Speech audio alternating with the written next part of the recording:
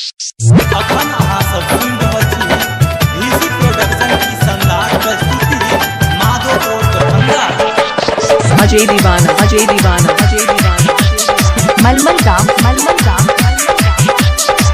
देवकी के लाल नटखट माखन ललकै चोराइल, हे यो माखन ललकै चोराइल, सुनु माखन ललकै चोराइल, एलै शिकायत मरल कमैया पोखरी में बान्हियो, हे यो एलै शिकायत मरल कमैया पोखरी में बान्हियो, हे यो एलै शिकायत मरल कमैया पोखरी में बान्हियो।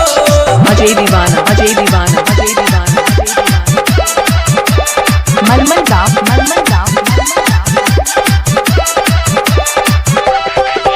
कन्हवा खनको न चोरलकै भैया मैया सनैरौ खलकै।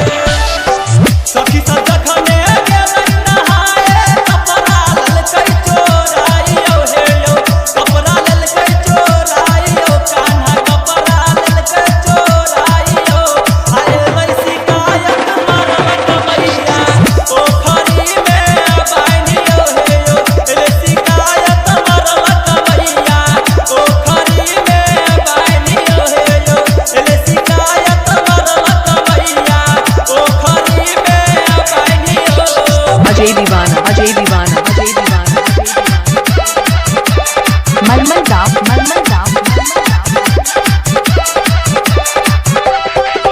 कोना माखन कान्हा चोरलकै भैया मैया सनैरौ खलकै।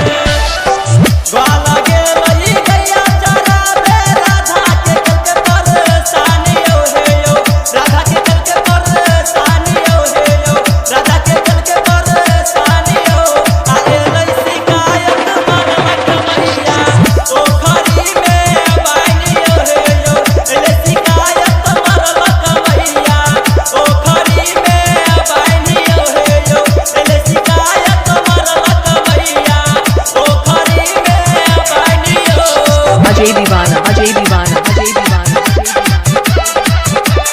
बासोपट्टी रोड मलमल गाँव